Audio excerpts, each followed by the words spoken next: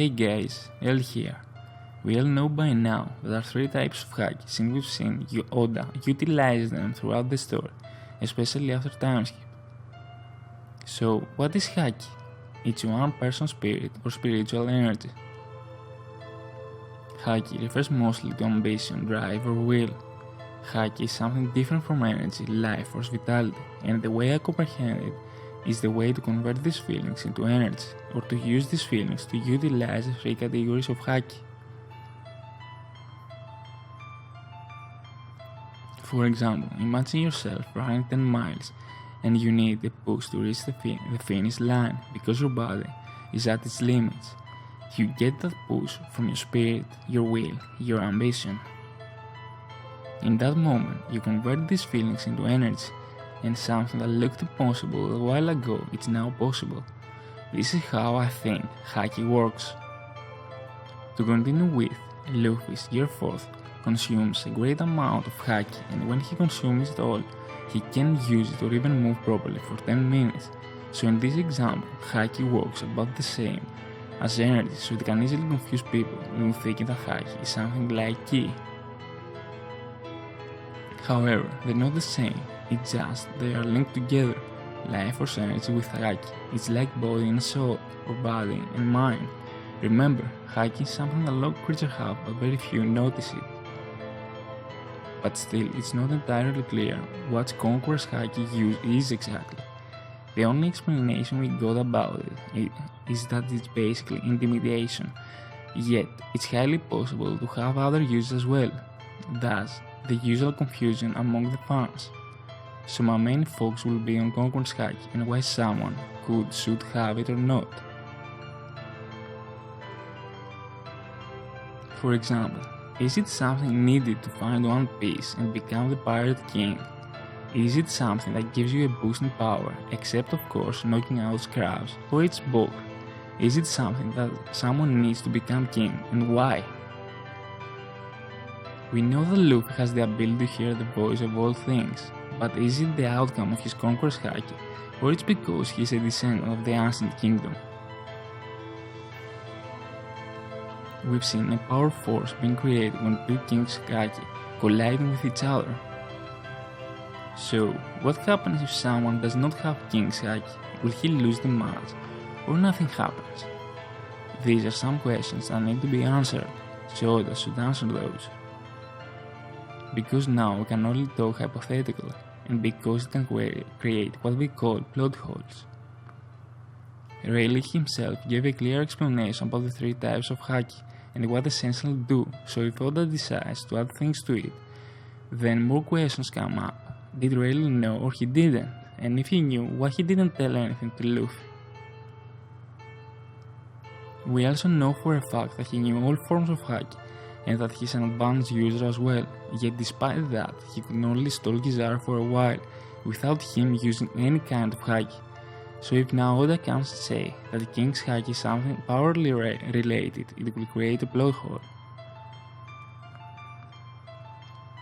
In addition, Whitebeard and Hancock have it, yet they never used it once in Marineford.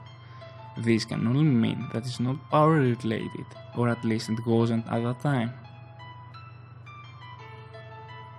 I was given the impression of Luffy being among the 5 to 10 people knowing King's Haki because it's must have to reach Rafter and learn the truth about the world, or at least it's an ability that helps someone control the ancient weapons, or something extremely important as that.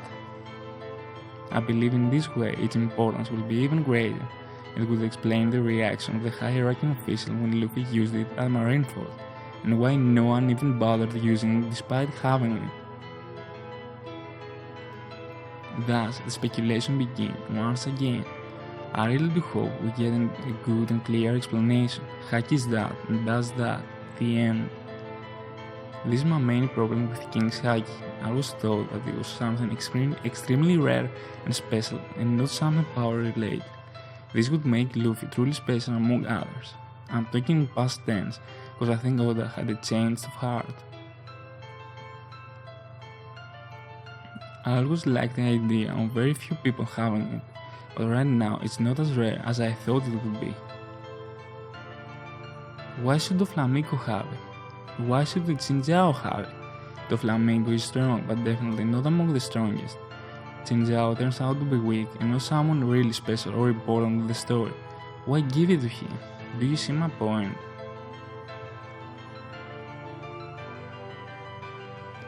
That's why I believe Oda had a change of heart, so I expect to see much more people using it, but I really hope I'm wrong. Whatever the case could be, Luffy should have it, and that's why he has it. But what about Zoro? Well, from what we've seen, he doesn't really need it. However, as I said, if it's something that gives you a physical boost as well, then Zoro must have it because his dream revolves around power. He wants to be the strongest swordsman, he wants to be on top, so he must have the tools to get in there. But still, as of now, it's not clear what is used. The only things we know for a fact is the ability to knock out scraps and the ability to provide impressive visual effects when colliding with another. So basically, its use is what Rayleigh said, a form of intimidation. But Zoro has a really strong intimidation, so strong that outdid Luffy's King's Haki. Back in Pan Hazard, when Luffy was close to losing consciousness, in his fight with Monet, he used King's Haki, but the only thing it did was to make Monet release the grip on him. But when Zoro used pure intimidation against her, she was scared to death, making her unable to move and unable to use her power for a while. I know that some people think it was King's Haki, but I disagree. So I ask you, why should Zoro have it if it's not something that gives you an extra physical boost? He has so strong intimidation that works on strong foes as well. You could say Rayleigh has it, so Zoro should as well, but really, if I don't see more, I don't see any point having it. His pure intimidation can provide the same and even greater effects. I know for a fact he hasn't used more than 33% of his power so far. To move on with Sanji. It's a tough, but I will tell you my honest opinion. Whatever the case may be, I do not think he will ever learn it. His dream is not to reward moral power, nor he wants to be at the top or learn the truth of the world or anything like that. His dream is to find All Blue, so him somehow unlocking or learning King's Haki doesn't make much sense to me. I know there are people that believe he's at the same level with Zoro and Luffy, or even the rest of the Supernova Worst Generation pirates, but he's not, so some follow this logic. If Zoro learned it, Sanji should too. If you're among those who believe it, you can still believe what you want. I don't care and no one should really care. I found it harmless. Imagine Luffy having 3 to 4 people at Supernova level or something, especially now if Zibain joins. I mean, it's pretty OP, and the reason he isn't in this list is because he isn't on the same level threat with them. If the Supernova will be B, he will be C. If they will be A, he will be B, and so on.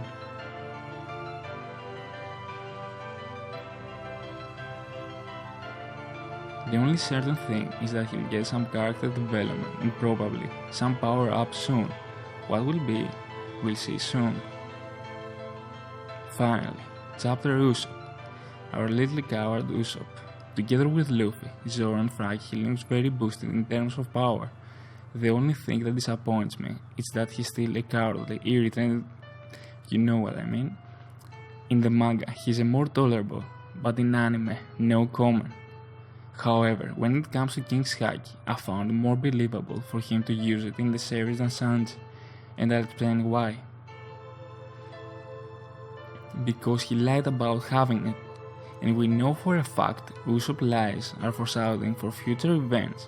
However, I don't think he will ever learn how to use it properly. I believe he will use it 1 or 2 times in the entire series, and at that moments will be of great importance. In few words, he will get 1 or 2 moments when he will have to man up to save his friends. These moments will be similar to Luffy's moment at Marineford. The time to get his epic conquest moment will be definitely in Elbaf arc, which I believe it will be after Wano, and it will help him get close to his dream of becoming a brave warrior of the sea. This way it will be truly epic, and he will get the character development we all want. Anyway guys, that's it for today. Tell me what you think in the comment section down below.